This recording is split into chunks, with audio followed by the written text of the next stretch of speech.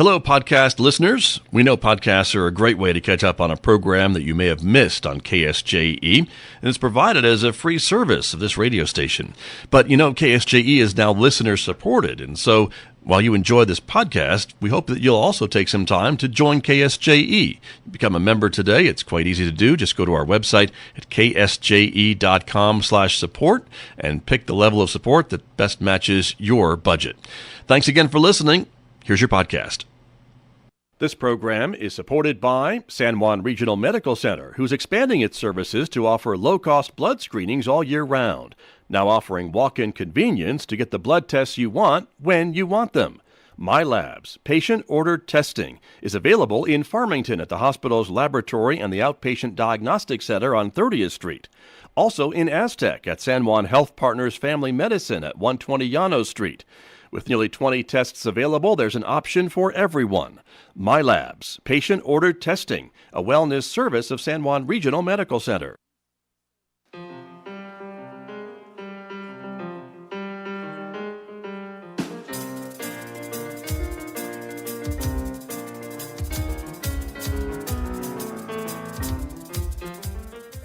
Well, as I mentioned, my guest here in the studio this morning, Rick Quevedo, is here from Desert View Family Counseling. Rick, good morning. Good morning, Scott. Thank you for being here. Thank you for having me. And this is a really important topic that we have wanting to be talking about this morning. That is mental health and what it means for folks in our community and things along that line. Of course, you've got a career in mental health and helping people through some mental health issues, right? Yeah, I've been very lucky to be able to what I get to do. So yeah. And so with that being said, I mean, we have to talk a little bit about what's been going on. There still seems to be mental health challenges in our community and across the state and across the nation. I mean, we're no different. Right. And especially in retrospective, what happened in Aztec almost coming up on a year. And I think that's why you reached out to me, and I thought it was a great idea to get you on the radio and talk about some of these mental health questions and issues that people, individuals, families might be still dealing with now, right? Yeah, like you said, it's coming up on a year, but we just, at Desert View and working with other community providers, we really just wanted to put it out there to open up that conversation and keep that conversation going, not just about the anniversary coming up for Aztec, but just mental health in general. Right. And I think that, for our community, I feel like we're ahead as far as really having that conversation and talking about those things and getting families to understand the depth of mental health. Right. And that includes a whole lot of different things, right? When Yes. we talk about mental health, it can be depression, it can be anxiety. What are some of the other things that you would file under the category of mental health? Trauma definitely, Right. brings patterns of mental health, and there's folks that struggle with suicide, ideation of suicide, just a number of different things that can contribute. Right. And so, again, with some of the situations that we've seen, I know there's been a lot of work from the investigators in the Aztec situation to go out and do more debriefings for folks and be transparent, which we want them to be. Correct. But by learning all these other extra details, maybe that could also be a source of concern for folks and anxiety and what have you, right? Sure. As we learn more about what happened that fateful day.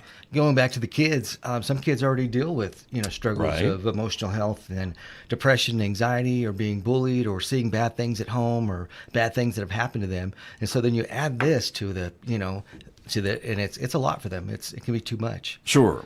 And I know everyone's always, I think, very open about asking folks, do you want to hear this? Do you want to be exposed to this information? You have a choice. No one is forcing people to listen to the extra details or what have you. And some people may feel, I want to know what happened. But then when they start listening to it, they don't want to know what happened. Correct. Is that something that happens? Yeah, very much so. A lot? Yeah, very much. And that's okay. You don't have to know all the details. I think the important part is to kind of understand, how this has affected you and what to do with that. Sure. So. And many times we might hear some folks say, well, gee, it's almost been a year. You really need to get over this. Yeah. And I know that's the wrong thing to say to folks because everyone has their own timeline for these types of things, right? Everyone grieves differently. Everyone deals with trauma differently. And trauma is very complex and can be a lifetime. So, True. Yeah. And so what can someone say to an individual who may be struggling, I guess, to move on, and they see that and they really want to help them to be able to maybe not forget what happened, but at least to try to move on with other parts of their life, of their school, of their work, of their relationship, whatever it might be. I think Aztec's been very proactive. I think the message is still there. This is what's happened, but I also think there's a very positive message that's going behind it. A lot of different things happening in the schools. I think they're preparing for the anniversary as well, and that's what you got to do. And like I said, you don't, have to have all the answers or how to fix this or anything, but you do have to figure out, how that affects you and how to get control under that. And there's lots of ways of honoring the schools and those lost, and there's many different things to do to help with that grief. Right. It's a process, though. But for people that don't know how to do that, maybe, or what the first step is to take, that's where people like you and of course, other counselors can come in, right? Somebody. You bet. Yeah. And to identify what might be holding them back or keeping them from identifying how to move on. Yeah. And again, it could be something even bigger. It could be something bigger than just what they witnessed last year. It could be years ago. Right. And this is kind of just starting it up all over again. True. And this isn't our program today isn't about just the Aztec incident. It can be about any type of situation, trauma, anxiety, depression, whatever, because again, we still see, one suicide is too many in our community. And unfortunately, we still see too many of those. Yeah. I'd say about 20% of young people struggle with mental health. And most of the time it starts at the age 14. But for a lot of kids, especially if there's a chemical imbalance involved, it can start much younger. And that's still a surprise to me to see at the clinic when we're working with 6, 7-year-olds who, have been diagnosed with bipolar or something very serious as you would an adult. But it does start very young. Right. And so with that being said, is there any do we know why it starts around that age, or is it just being a teenager part of this? Like I said, some of it's chemical imbalance. Some of it, if the balance isn't there for our mind to work correctly, then it's not. And then the other part is environment, patterns of what's happened to in their lives. A number of those things I'll add to that. Sure. And so I guess if folks who are listening this morning, what are some of the signs, I guess, to watch for that their child or teenager may be having some difficulties? Yeah, just kind of a change in their day-to-day routine. If they seem withdraw, if they sleep a lot, if they kind of just don't kind of disconnect, I guess, and just really kind of watch those signs. And it's tricky because teenagers... That sounds like a teenager. I was just going to say, exactly. I don't want to make light of it, but that sounds like a teenager, They Rick. go through all kinds of emotions, right. And you never know kind of where that's at. Sure. But as a parent, it's so important to stay plugged in, to keep having those conversations. I think it's so important to normalize this conversation as much as possible, because we think of mental health and there's all these big words attached to it and the stigma attached to it. And that's not what this is about. This is about a conversation. This is about communication. This is about making you feel better or your child feel better. Right. But you got to do a little work to do that. And that's another important part of this conversation about mental health, especially with parents and children, is to be connected to their child's life. It's really, and it's sometimes hard to do, I guess, as kids get busier and activities and things like that. And mom and dad are busier and things like that, maybe with the other kids or younger kids. But it really is important to kind of know what your kid is up to, how they're doing, and if there is a change, it may be more obvious to you if you've been engaged. Absolutely. We've talked about this over many years about, both parents having to work. It's just different these days. Lots of after-school programs that the kids go to. The kids are very plugged into the electronics. It's just a different time, but you still can make that kind of time for your family. You can still make that time to check in with your child, and just takes a few minutes. Very true. Rick Quevedo is my guest this morning. He is with Desert View Family Counseling. He is the director of Desert View Family Counseling. And we're talking about mental health this morning. And if you would like to ask a question or join the conversation, we invite you to do that. You can do that quite easily by making a comment on the KSJE Facebook page, as we're talking about this on the video stream this morning, or by giving us a call at 505-566-3909. 566-390.9, and give us a call to ask a question about mental health. And there still seems to be a stigma about talking about this topic. And folks are maybe always concerned about admitting that maybe they do have a problem, a concern, and that is something you have to work against as well, right? It does. You if you broke your arm, you'd get a nice cast and everybody be signing it and all. Yeah. But if you disclose that you have a mental health issue, you don't get that kind of support. Right. Sometimes you often get that X, so to speak, on your head that, you're different. Right. Yeah. And are we getting better, at least, in accepting I would say that some of that than we have in the past? The youth now, I'd say they're definitely more open and accepting of that. Right. So, because it's something that we're talking about more and that they see more. But us older folks, it's still a challenge to change that. Right. That mindset. And it seems like it's always somewhat of a stigma too, as we become more accepting of it. Though it is hopefully going away, but is it still somewhat of a, I don't want to say inexact science, but are we still learning more about the workings of the brain and mental health and how to treat people who have these problems potentially? Constantly. It's so complex, as I said, you know. And then we get it to where it takes it to the other spectrum too, where we want to educate, especially young people, about, you know, not taking their emotions to the other side, as far as, I don't want to say using that as a crutch, but, you know, taking it to the other side, the other extreme, and not finding a good balance for themselves and the way they conduct their emotions. Right. And so again, we talked about anxiety and depression, and all these things can be symptoms of depression, a mental health issue, right? Yeah, and it can be acute, meaning that, you know, a lot of folks that we see are going through some kind of adjustment in their life, and so it could be temporary. Therapy may be short term, and you work it through. But on the other hand, it could be something that somebody's fighting all their life. Right. Yeah. And children, adults, I mean, it doesn't discriminate. It does not. Rich, poor, no, doesn't matter. Doesn't matter. Ethnicity, doesn't matter. Get your name if it's it's supposed to get your name. So yeah. And again, that's an important thing to remind folks about too, is that you could have almost every, you know, in need of nothing, but still have depression, still have anxiety, still have a need for talking to somebody about a problem, potentially, correct? Yeah, and it's changed for me over the years, because you know, this was kind of a hush-hush thing in the beginning, and now to run into people that, you know, either we seen years ago or just people that I've known for years, and then to start disclosing their challenges and struggles, you know, that's a great thing. That's huge, that people feel comfortable that they can talk about this stuff now. Right, exactly. We talked too a little bit about some back to school toolkits that are available on a website that you shared with me, and so we can share some of that information, I think, too, on the air this morning, and talk a little bit about that. What should folks be aware of, I guess, with back to school? Basically, just again, like I said, being that kids already come with some mental health issues. They already have some kind of something going on for themselves. The other piece to this is sometimes, you know, they have a parent who's depressed, who doesn't function as, you know, as a functioning parent, I guess, to meet their needs. That also is a deficit for that child. But there's just a number of different things, and this back to school toolkit is specifically for emotions. It talks about trauma, understanding it. You know, a lot of kids from being, you know, bullied to not feeling safe in their own neighborhood, witnessing stuff at home, being abused. A number of different things that contribute to this. It talks about preventing suicide, right, and suicidal ideation, and what that looks like, recognizing signs of depression and anxiety, and recognizing psychosis. And I think that's something that's very scary for a young person who has a moment of psychosis, who doesn't understand what just happened. You know, my whole world just changed. I just, you know, something just happened. I'm not right. You know, and from there, don't know what that is. Yeah. Someone explain that to me. What happens now? Yeah. Or does the kid reach out to anyone? Maybe they don't, and they keep it all to themselves and really wonder what's going on. Yeah.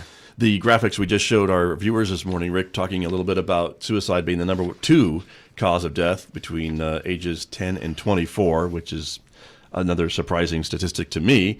Boys more likely to die from suicide, while girls are more likely to report attempting suicide.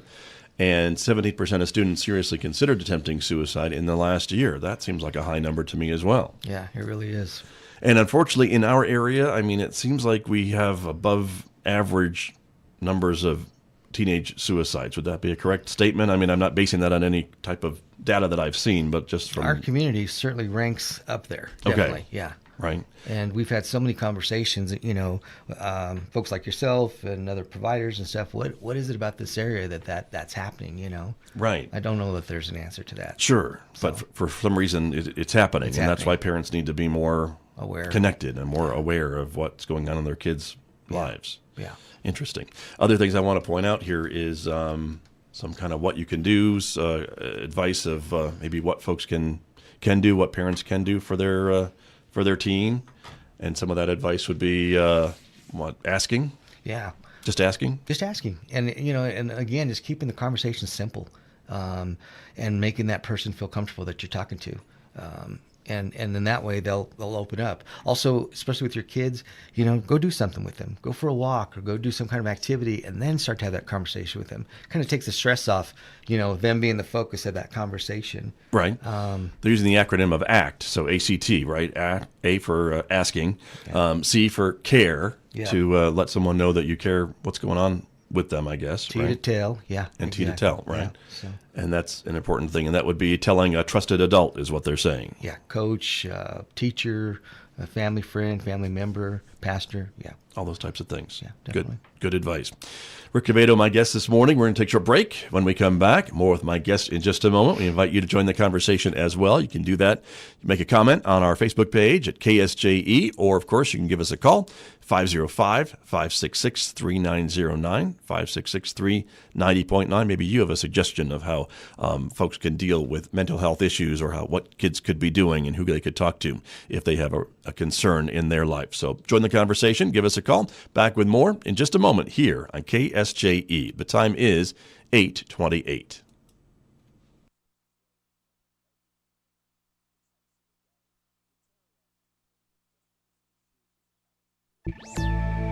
Britain tells Google, Amazon, and Facebook, you do business here, you pay taxes here. From American Public Media, this is Marketplace Tech, demystifying the digital economy. I'm Molly Wood. Marketplace Tech is supported by Amazon Web Services. Over 1 million customers use AWS's cloud tools, functionality, and experience to dream big and build fast. Learn more at awsishow.com. Europe and the UK have been coming hard at the tech industry lately. Tough privacy laws, fines for anti-competitive behavior, new types of copyright laws, and earlier this week, something called a digital services tax from the United Kingdom. Starting in 2020, the UK will take 2% of online revenue from tech companies that make over $600 million a year, basically Google, Facebook, and Amazon. The rest of Europe is planning a similar tax. The idea has even spread to South Korea, India, Mexico, Chile, and other countries. Let's dig into this digital tax idea in Quality Assurance, the Friday segment where we take a deeper look at a big tech story. Mark Scott is chief technology correspondent at Politico, based in London. He said this is part of a larger trend. So this comes down to the complications of international tax law, which is obviously not something that your listeners care much about, but it does mean a lot to European governments, many of which are still suffering from 10 years of austerity and, frankly, sluggish growth. So they see the record profits, say, Facebook put up, and this is a tax specifically focused on Amazon, Google, and Facebook, to be clear. They see them generating a significant amount of revenue and profit in the regard to Google and Facebook, and they want a piece of that pie. Let's talk about the fairness argument for a second, the idea that it's a fair share. Like, does it make sense that a Google search should pay to fill potholes in London? The view is this. So if I make a Google search and I get advertising shown on the Google results next to me and I click on one of those links, at the moment, the British government doesn't think they are getting a slice of that action, and therefore they want that. They are saying there is added value being created within the border of the United Kingdom, and therefore Google at the moment, through a variety of legal but complicated tax structures, is siphoning that money back to Ireland, where there's a very low corporate tax rate, and then eventually back to the States. How might the tech companies respond? What's going to be their play if and when this tax rolls out? Worst case scenario, they could decide to leave, which is not going to happen purely because they do generate a lot of income from these countries. Best case scenario, they pay up because it becomes a levy they just can't avoid. Mid case scenario is that they lobby the hell out of the British government and other European governments over the next 2-3 years, and they water down the proposals to a point where they can live with it. Right. Is it part of an effort? It's in the UK now. I know the European Union is considering its own tax of big tech. Is it a comprehensive effort, I guess, inclusive of GDPR and copyright technology regulations, to sort of rein in the power of these companies that have so much impact and generate so much revenue? I don't think this is a protectionist effort by Europe. I think that they do generally see this as an effort to level the playing field and get these large multinational companies to pay their, quote, fair share domestically. The issue is, though, that added up, there is a view that, these companies are in the frame of the European regulators and they're coming after them. Mark Scott is chief technology correspondent at Politico, based in London. He also noted that the British government has been positioning London as a big tech hub post-Brexit, but all these taxes could make things kind of awkward. I'm Molly Wood, and that's Marketplace Tech. This is APM. Robots the size of blood cells, Earth-like planets outside the solar system? Science fiction? No, science faction. Join us, Seth Shostak and Molly Bentley and KSJE, Saturday mornings at 8 a.m. for Big Picture Science. Big Picture Science steps back to get the wide-angle view on science and technology. So think big. Big Picture Science, Saturdays at 8 a.m. on KSJE, the information and cultural beacon of the Four Corners. On the Media is all about print, broadcast, and the internet. And civil liberties, we do a lot on that. The show is about technological utopia and creepy dystopia. Law and lawbreakers. Blowhards and liars. Mainly, though, On the Media is about an hour. Please spend it with us. Saturday mornings at 7 on KSJE Farmington. Hello, I'm Antonia Gonzalez with National Native News. Tune in to our headline news service for stories about Indigenous communities across the country and around the world. Hear about top concerns facing Native nations. Tribal history, language, and culture is also part of Indigenous life. Check out our headline news service to learn more. Tune in here for National Native News. Weekdays at 5:55 on KSJE Farmington. KSJE is supported by San Juan Regional Medical Center, your community hospital with a rich heritage that dates back to before New Mexico was a state. We've been improving the health of the Four Corners since 1910. As a nonprofit hospital, San Juan Regional Medical Center is a values-driven organization. We strive to deliver on our mission to personalize health care and create vitality and enthusiasm in healing. We are here for you when you need us, offering a comprehensive range of inpatient, outpatient, and emergency care services.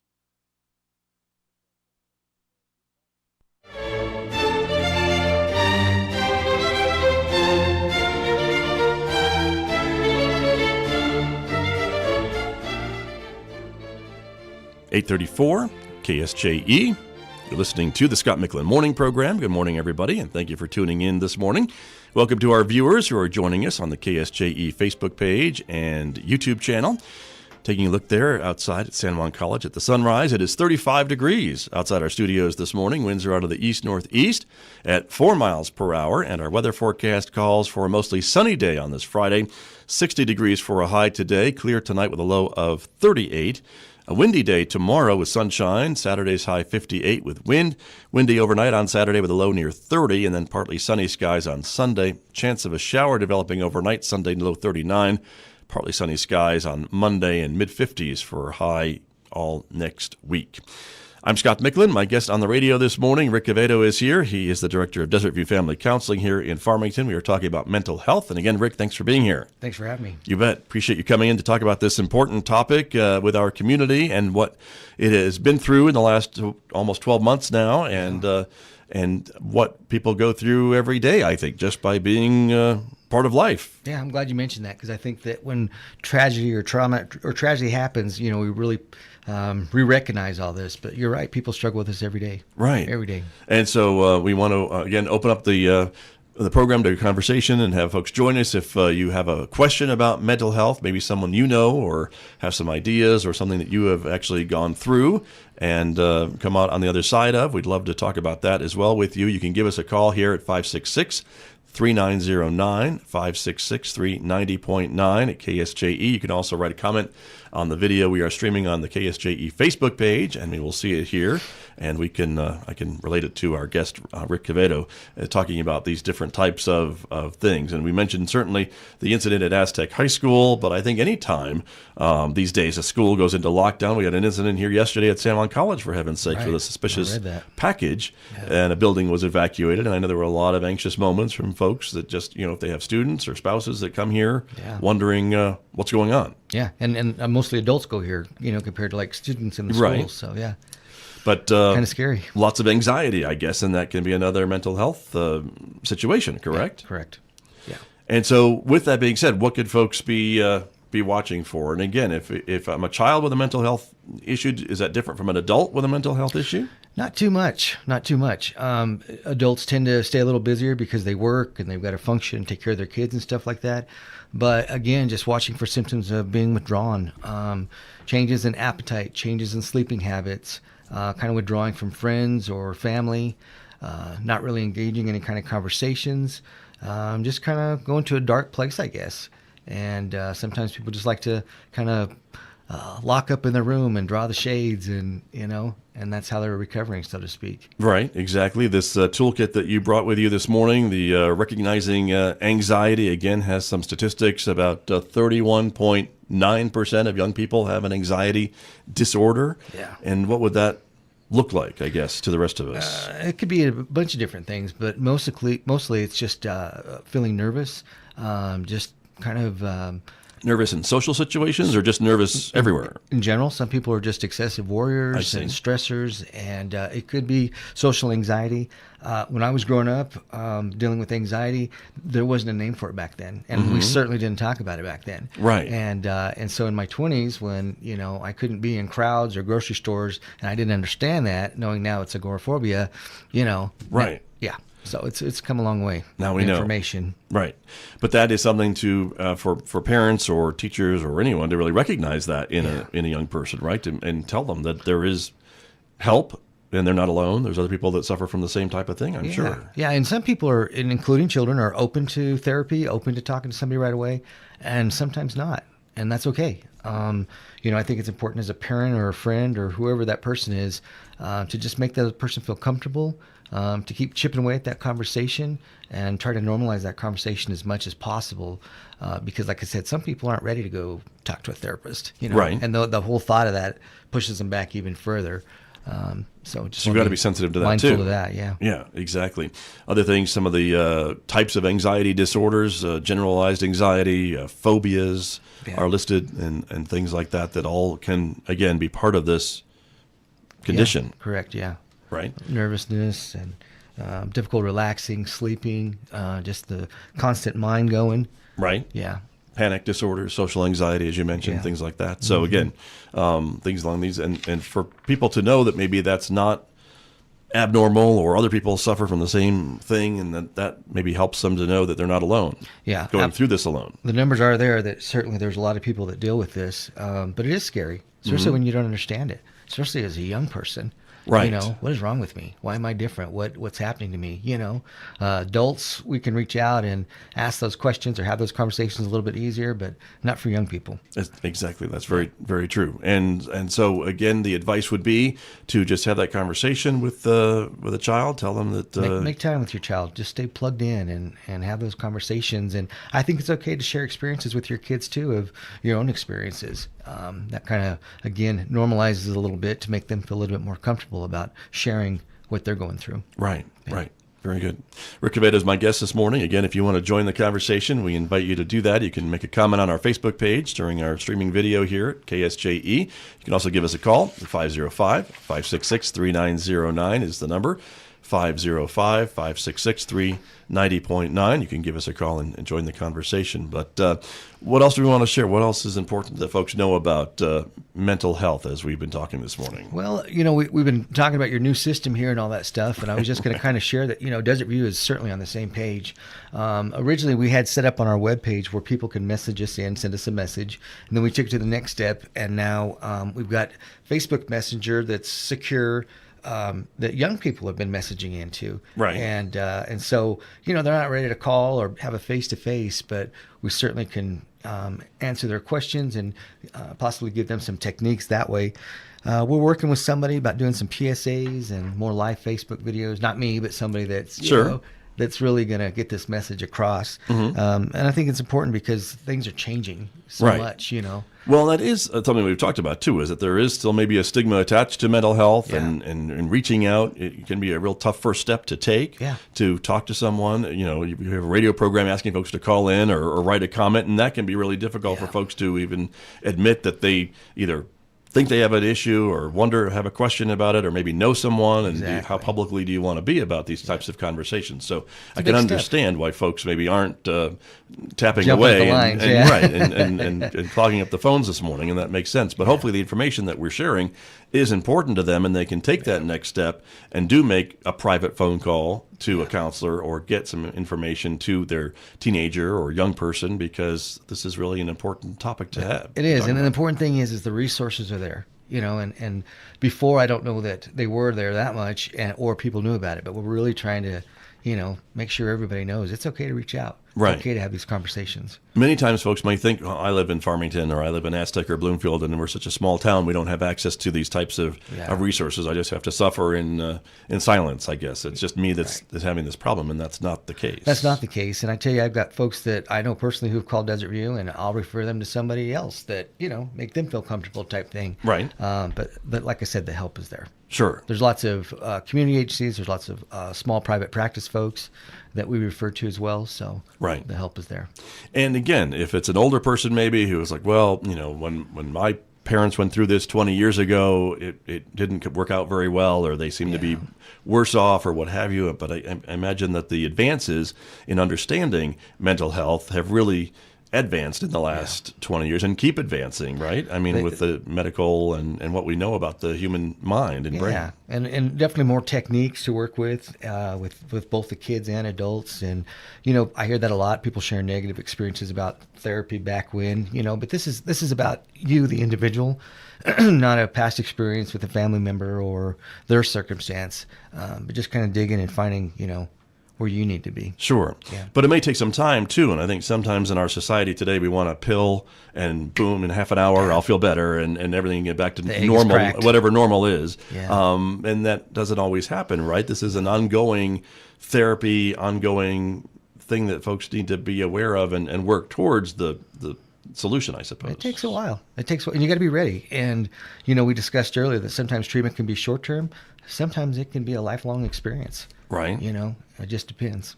And that would be maybe learning about what triggers or what bothers you or what causes anxiety or depression, or learning about that about yourself, I suppose, to be able to deal with it. Yeah, I think that's one of the things that we definitely work with our clients on is you kind of have to make friends with that other side of you, so to speak. It's Right. part of you. It's who you are.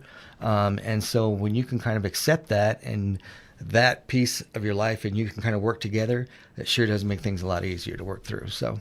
Very true. Yeah. That's true. Other things we want to pass along to our listeners this morning. This is another area that we're talking about. Depression is another one, huge. right? Huge. Yeah. I'll If let we you showed read that that- because I can't read that far. I'm sorry. Throw it on the screen here. That's okay. 3.1 million young people ages 12 to 17 deal with a period of depression, I think is what it is saying to us. Yeah. And 78% of young people ages 11 to 17 who took MHA's depression screen recorded positive for moderate to severe depression. That's some kind of a test, I suppose, Yeah, right? we use screening.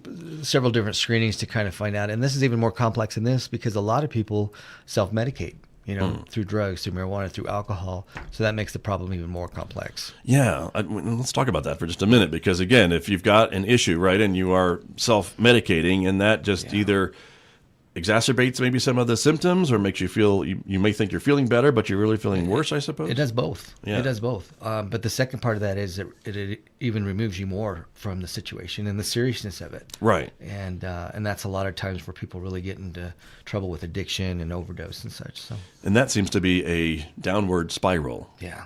In many cases, right? Yes. And that's even harder to get out of. Definitely. When we're talking about trying to Definitely. get back in to be a productive part of society. Because I know people can have really crushing depression and really not feel like they want to do anything, go to work or deal with family or deal with the kids or whatever it might be. And that is something that can be dealt with if you're aware of it. Yeah. You just got to want to be there to help me, Scott. Got to be ready to do it. That's right. Yeah. But that's that other side of you that you're talking about, right? Is to kind of be ready to identify what that is and where to, and how to seek help. Yeah. And again, that first step has got to be a really big one for a lot of folks. And change happens when we allow it, and that is so hard because sometimes we're not ready to let go. Even if we're in the worst situation, we're miserable, we're dealing with the depression, we're dealing with addiction, whatever those things are. If we're not ready to let go of that yet, nothing's going to change. Right. Very true. Let me ask you again about, we've got a few minutes remaining this morning. Folks maybe, again, who talk a little bit about, well, back in my day or when I was growing up, we just dealt with it and we didn't need all this extra help. We were able to deal with it in the family and no one else needs to know about this. If you've got a problem, can't be good. No, it can be good. And I think that's how some of this stuff becomes generational as far as, it's almost like carrying that sickness over generation to generation. Right. And so, no, that's not good. And you're familiar with some of our other programs that we do, including the truancy court. And that was the biggest reason we got into the schools is to help the schools and parents and students understand that there are other reasons that the child does not want to be at school or can pass a test or be social, and that's because of the things that we're talking about this morning. And if they can get those things under control, they can definitely be a more effective student. Sure. And that brings up another point that some other symptoms, I guess, could be like if a kid is ditching school, that may be a symptom of another more maybe a mental health problem, not just that they don't want to be in school and they just want to go out and be naughty. They're being naughty and they don't want to be in school, but it could be that they just physically and emotionally can't be there in that setting, trying to focus on the material, trying to be around people, just can't do it. Right. Yeah. And there are usually reasons why, whatever that might be. Right. This anxiety or bullying or what have you. Yeah. Well, and when you have any of those things, depression or anxiety, and then any of these other things happen, that just, makes it even worse. Definitely. Right. So again, in the minutes we have remaining, Rick Quevedo, this morning, I want to go back to kind of the reason that you're here, and we wanted to talk about this at this time, is because of this very big incident in Aztec, and the anniversary will be coming up in December, which is now just a little over a month away. Coming up. And and I expect the media will probably do some stories on it, coverage. The 1 year anniversary, the media loves to do anniversary stories. Right. I remember, right. And I know. Right. And that's okay. I mean, it's they have the right to do that. But for a lot of folks in that community, it could reopen some really tough wounds that folks maybe thought that they'd gotten away from in the last 12 months, and here we go again. Yeah, right. And we've already reached out to the paper. We work with somebody particularly with our articles, and I just love that he's getting it. The right. education part of this and the sensitivity of this, and so we're going to try to do something kind of like we're doing as far as just the help part of it, letting people know that we're there. Sure. And being a resource. Right. So. But and that's a great example. But unfortunately, we've seen the influx and probably, and no offense, out-of-town media, but right. I imagine out-of-town media is going to come back to town and maybe do some stories. And they may not have the same sensitivities or even the same reason to maybe want to talk with people like you and to maybe understand what the community is going through. And they may not be quite so understanding. Sensitive, yeah. No, I agree with that. And I think that goes back to the importance, again, of parents, making that time for their kids, having those conversations, find out what your kids is, I don't want to say deficits, but, what the things that make them sensitive to this situation. So you can help prepare. There's all kinds of coping mechanisms, coping tools online right. That you can help use for your kids to prepare them for these days to come. Good advice. And again, there is some information about trauma that we could talk about too on this website that you brought in, understanding what trauma is, from being bullied to losing a loved one, living through a disaster or a traumatic event, which is what we're talking about a little bit, not feeling safe at home, being abused, seeing something violent, again, another direct relationship to what we're talking about, not feeling safe in the neighborhood or being exposed to something bad that happened to a loved one. All these things. Yeah, and I think we forget that, there's many kids that have grown up that have lost a parent to a tragedy or just losing a parent is pretty tragic. Sure. And then these kids that are physically neglected as well as abused. That's true. Yeah. And again, and even I guess something as commonplace as a divorce could be traumatic for children, right? Yeah, very if traumatic. All of a sudden mom and dad are living apart or the kids are going back and forth. Yeah. That's upheaval of all different types. Just shattered their world, what they knew to be their norm. Right. Yeah. But that could be part of this as well. Absolutely. And certainly. So again, if folks are, I guess, understanding where we're coming from this morning, it is just that this is coming. Folks who may thought that they had put this behind them and have moved on may find that some things get reopened, I guess. There's positive ways to deal with this, and that's how we grow as humans, and that's how we heal. And like I said, I think Aztec's being very proactive about what's coming up, and we're just glad to be able to be a resource in the community as well. Right. Here's a question from Facebook. Known support groups for teens or adults with depression or anxiety? Any known support groups in the county, Rick? There's not a whole lot of them, unfortunately. Okay, but there are some. Last I heard there was one at the hospital, but I know it's been a little while. Okay. And here's the challenge with that is the numbers. People sign up for them and they don't show. Oh, right. And so it's really how often do you have a group with one person? But we'd love to offer that, and we have tried several years. Okay. Yeah. So there you go. There's the answer. But thank you for the question, by the way, and that's why we're here to answer questions. So appreciate that very much. You might have started something with that whole question thing. Well, I hope we would. And again, if folks maybe meant to ask or still have a question, I'm sure they can reach out to you through your Facebook page or email. Facebook page.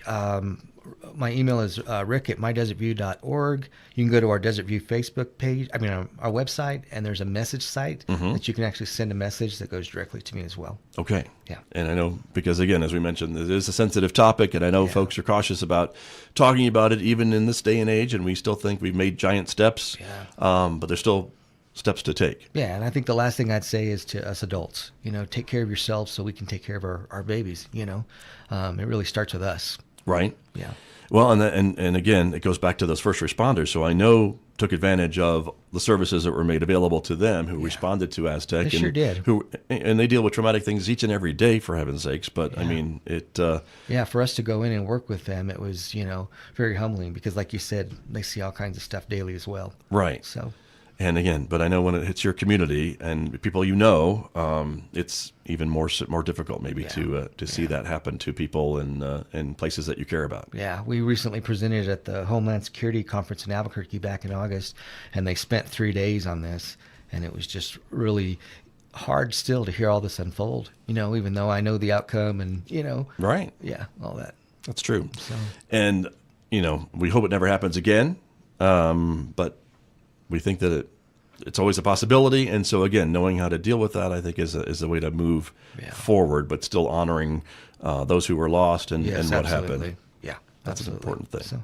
Rick, I appreciate you all the time. Thanks for coming in. Thanks for having me, Scott. You bet. Good information, and we'll keep in touch with you. Okay, sounds good. All right. My guest, Rick Quevedo from Desert View Family Counseling here on KSJE. Back with more in just a moment. The time right now is coming up on 8:55. This is KSJE.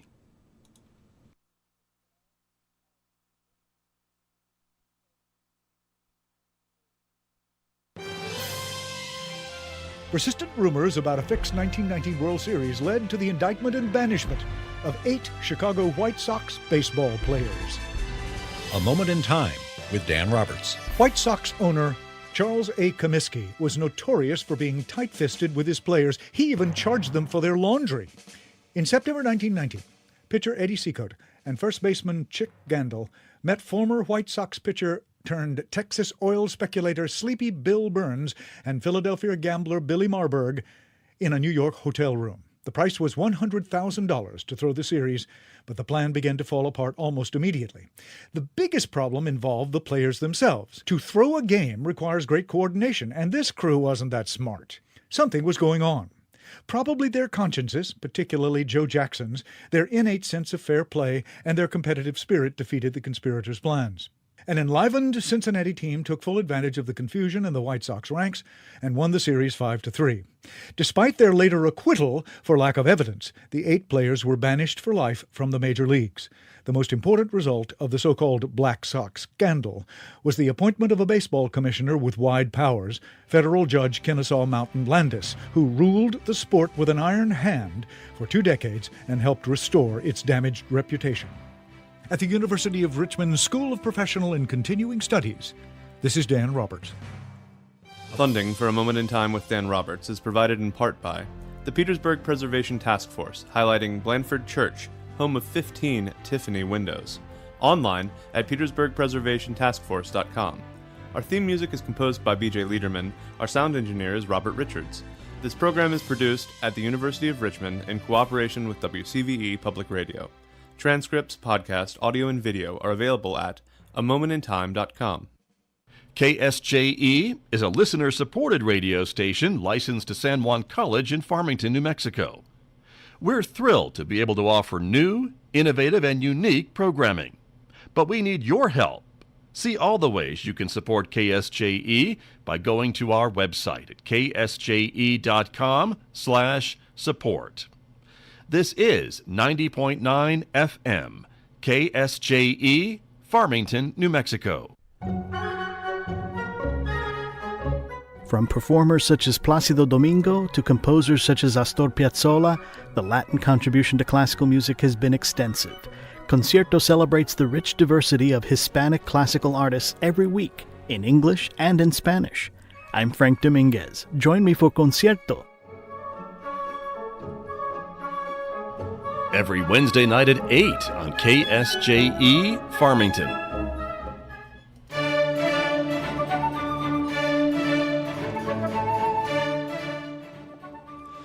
(8:57), KSJE, listening to the Scott Michlin Morning Program. Again, thanks to my guest, Rick Quevedo from Desert View Family Counseling, and his appearance here on the program this morning. As we wrap up the hour, reminder, of course, Mick Hess will be here roving with the arts after the news at 9 o'clock. And, of course, today Mick is playing music from the great Leonard Bernstein. It is some of his music for piano. You'll hear that coming up on Roving with the Arts in just a few minutes here on KSJE.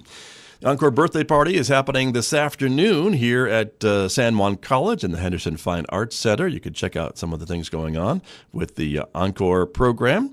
Also, it's San Juan Symphony Weekend, Bernstein and Brahms, and we'll be talking actually with Thomas Heuser, who is the music director of the San Juan Symphony, today at noon on our Friday Spotlight program on KSJE about some of the plans for the weekend concerts in Durango at Fort Lewis College on Saturday evening, and Sunday afternoon concert here at San Juan College at the Henderson Performance Hall. And, of course, next week, we also want to remind you about the San Juan Regional Medical Center Hall of Fame induction ceremony. We've done a program about that. You can see that on our archives, on our Facebook page and our YouTube channel, talking with one of the inductees, Dr. Bob Leamer. And the induction ceremony is happening in the Little Theater on November the 6th. That's coming up next week, of course, so we hope you will check that out. Also, our regional events calendar, we've got lots of craft fairs compiled on our regional events calendar that are starting up, so check it out. Christmas Craft Fair, also coming up a craft fair at the San Juan Center for Independence. There's a fall craft fair at Tibbetts Middle School, and holiday craft fair as well. So lots of things to check out on our regional events calendar at ksje.com. And another mention tomorrow in Durango, they're having a record swap at the VFW Hall in Durango. You can check out the details on our regional events calendar at ksje.com. I'm Scott Michlin. Thank you for listening, everyone. Have a great Friday and a great weekend. I'll be back with you, of course, next week, of course, at 8 o'clock. And again, you can watch the shows every weekday morning at 8 live from our visual radio studio. Just go to our Facebook page or our YouTube channel. You can subscribe to our YouTube channel to get notifications of new videos that we have been producing here from our visual radio studio. Or, of course, you can always just listen the old-fashioned way at 90.9 FM or online at ksje.com. We also want you to remind you that we are a listener-supported radio station, KSJE, and you can do that and support us. Go to our website to find out all the ways you can support KSJE at ksje.com/support. We've got a big event coming up in a couple of weeks. Our DJ for a Day is coming back to the airwaves. We'll give you more details about that, but you'll be listening for some of our guest DJs coming in the week of November 12th. This is KSJE, Farmington, New Mexico. Did you enjoy that podcast? We hope that you did. And if you did, share it with your friends. And if you really want to keep podcasts like this coming, please support KSJE. You can do it easily online at ksje.com.